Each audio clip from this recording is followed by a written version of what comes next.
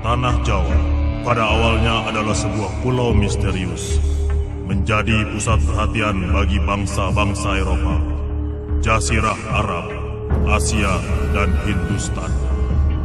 Asal-muasal peradaban manusia Jawa yang sangat misterius, yang mampu menaklukkan ganasnya alam, gejolak bumi Jawa Dwipa.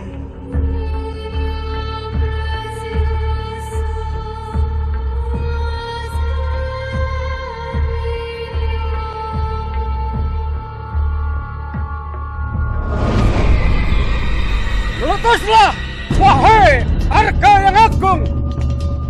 Bersumpahlah pada bumi, kepada manusia, untuk memberikan kesuburan pada bumi.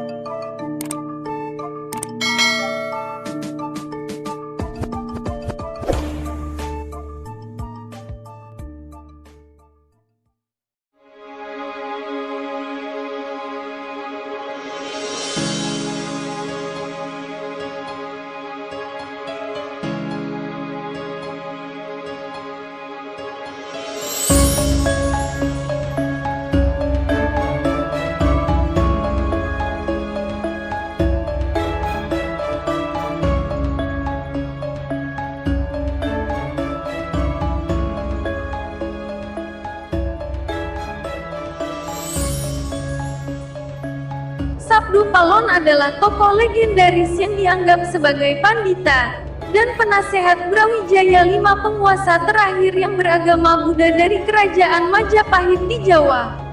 Namanya disebut-sebut dalam serat Dharma Gandul, suatu tembang Macapat kesusastraan Jawa Baru berbahasa Jawa Ngoko. Disebutkan bahwa Sabda Palon tidak bisa menerima sewaktu Brawijaya digulingkan pada tahun 1478 oleh tentara Demak dengan bantuan dari Wali Songo. Walaupun pada umumnya dalam sumber-sumber sejarah dinyatakan bahwa Brawijaya digulingkan oleh Girindrawardana, ia lalu bersumpah akan kembali setelah 500 tahun, saat korupsi merajalela dan bencana melanda, untuk menyapu Islam dari Jawa dan mengembalikan kejayaan agama dan kebudayaan Jawa. Dalam Dharma Gandul, agama orang Jawa disebut agama Buddha, yang dahulu ajaran Buddha berdampingan dengan ajaran Hindu. Serat Damarwulan dan Serat Blambangan juga mengisahkan tokoh ini.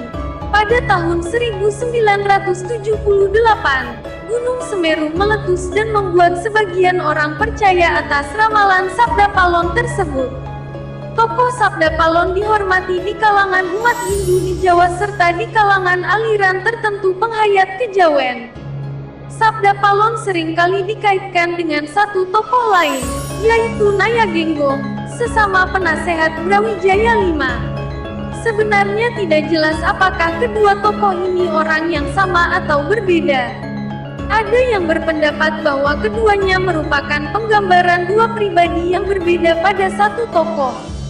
Saat ini, Petua Jawa atau ajaran Sabda Palon dijadikan sebuah kitab yang menceritakan sejarah asal mula Kabupaten Pati dalam bentuk sastra babat yang berisi tentang kebaikan yang berasal dari leluhur tanah Jawa.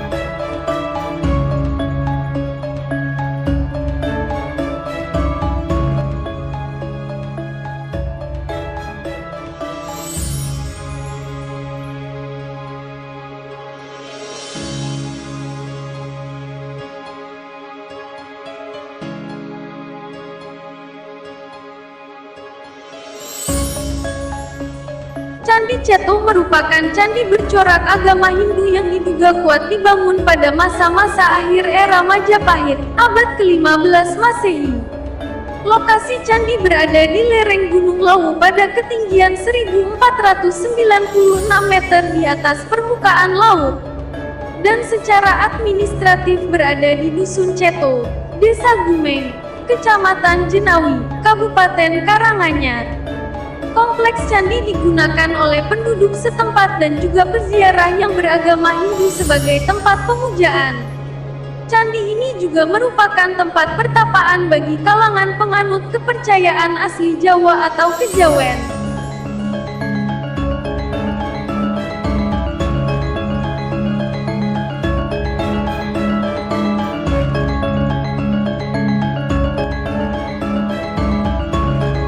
Pada keadaannya sejak renovasi, kompleks Candi Ceto terdiri dari 9 tingkatan berundap. Sebelum gapura besar berbentuk candi bentar, pengunjung mendapati 2 pasang arca penjaga. Aras pertama setelah gapura masuk, yaitu teras ketiga, merupakan halaman candi.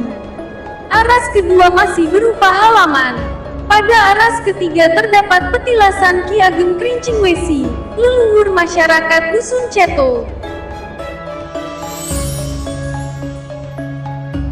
Sebelum memasuki aras kelima, teras ketujuh, pada dinding kanan gapura terdapat inskripsi, tulisan pada batu, dengan aksara Jawa kuno berbahasa Jawa kuno berbunyi peling pada mel hirikang buku tirtasunya hawa kiraya hilang saka kalanya wikugo anaut iku 1397.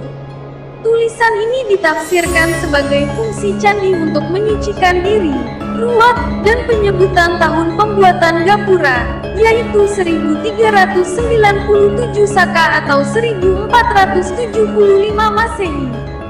Di teras ketujuh terdapat sebuah tataan batu mendatar di permukaan tanah yang menggambarkan kura-kura raksasa.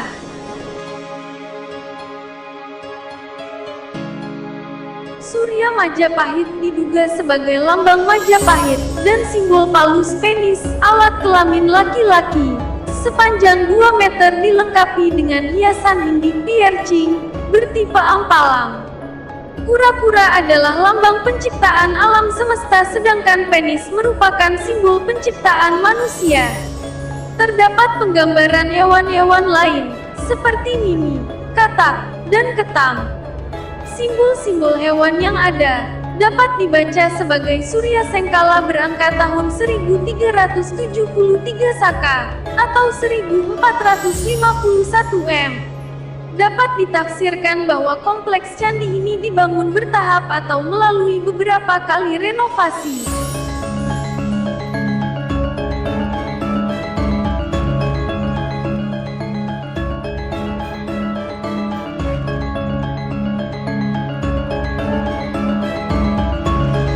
Pada arah selanjutnya dapat ditemui jajaran batu pada 2 dataran bersebelahan yang memuat relief cuplikan kisah Sudamala, seperti yang terdapat pula di Candi Suku. Kisah ini masih populer di kalangan masyarakat Jawa sebagai dasar upacara ruatan. 2 aras berikutnya memuat bangunan-bangunan pendapa yang mengapit jalan masuk candi. Sampai saat ini pendapa-pendapa tersebut digunakan sebagai tempat pelangsungan upacara-upacara keagamaan. Pada aras ketujuh dapat ditemui 2 arca di sisi utara dan selatan. Di sisi utara merupakan arca Sabda Palon dan di selatan Naya Genggong. 2 tokoh setengah mitos banyak yang menganggap sebetulnya keduanya adalah tokoh yang sama, yang diyakini sebagai abdi dan penasehat spiritual Sang Prabu Brawijaya V.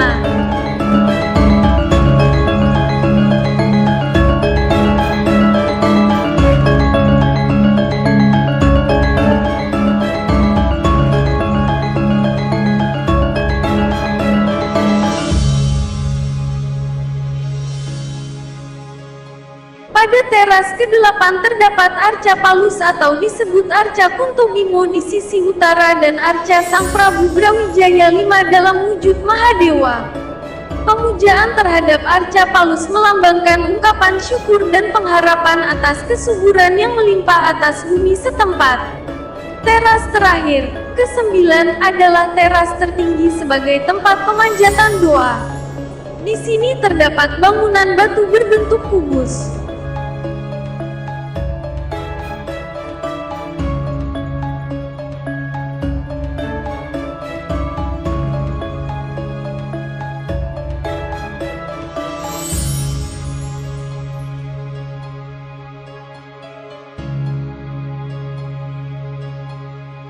Di bagian teratas kompleks Candi Ceto terdapat sebuah bangunan yang pada masa lalu digunakan sebagai tempat membersihkan diri sebelum melaksanakan upacara ritual peribadahan, patirtan.